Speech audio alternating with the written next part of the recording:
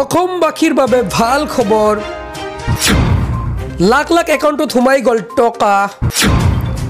আত্মসহায়ক গোটৰ 10,000 টকাৰ নতুন ঘোষণা লগতে ৰেচন কাৰ্ড থাকিলে 5খন নতুন আঁচনি লাভ কৰিব প্ৰথমটো খবৰ ডাকঘৰত এই আঁচনিৰ পৰা প্ৰতিমাহে উপাৰ্জন কৰক 20,000 টকা কি এই আঁচনি সবিস্তাৰে আপোনালোকক জনাই দিম হয় জ্যেষ্ঠ নাগৰিক সঞ্চয় আঁচনি এই জ্যেষ্ঠ নাগৰিক সঞ্চয় আঁচনিৰ জৰিয়তে প্ৰতি মাহতে 20,000 টকা লাভ কৰিব এখন চৰকাৰী আঁচনি যিখন ক্ষুদ্ৰ সঞ্চয় আঁচনিৰ অধীনত পৰিচালিত হয় জ্যেষ্ঠ নাগৰিক সঞ্চয় আঁচনি জ্যেষ্ঠ নাগৰিকৰ বাবে চলোৱা এক আঁচনি ইয়াৰ অধীনত অৱসৰ গ্ৰহণ কৰা নাগৰিকক বিশেষ সুবিধা প্ৰদান কৰা হয় ইয়াৰ জৰিয়তে অৱসৰৰ পিছতো নিয়মীয়াকৈ ধন লাভ কৰিব পাৰিব আপুনি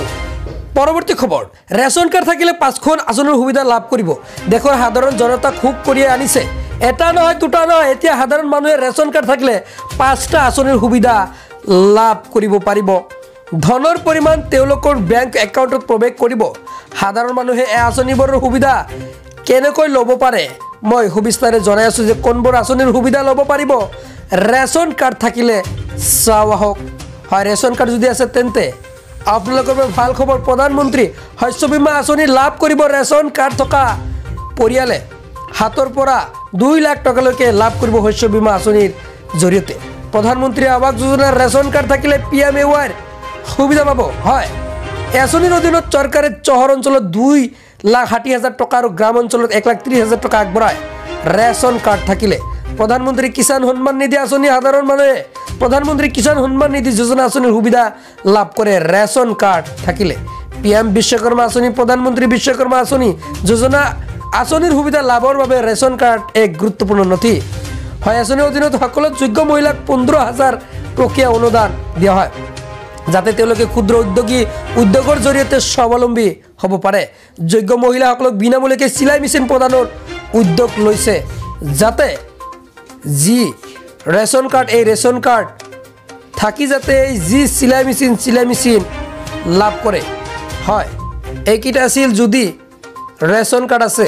পৰৱৰ্তী খবৰ গোটৰ মহিলাসকলৰ বাবে আহি পৰিছে নতুন ঘোষণা ফেব্ৰুৱাৰী মাহৰ 1 তাৰিখৰ পৰা গোটৰ মহিলাই টকা লাভ কৰিব 10,000 টকা আৰু টকা লৈ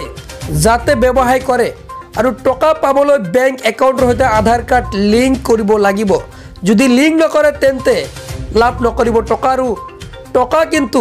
প্ৰথম কিস্তিত 10,000 টকাৰে ভালকৈ ব্যৱসায় কৰিব যিসকলে ভালকৈ ব্যৱসায় নকৰে তেওঁলোকে কিন্তু চৰকাৰক উভতাই দিব লাগিব টকা হয় আৰু কি কৰণীয় আছে নিশ্চয় আপোনালোকক নেক্সট ভিডিঅ'ত জনাই দিম গোটৰ 10,000 টকা পাবলৈ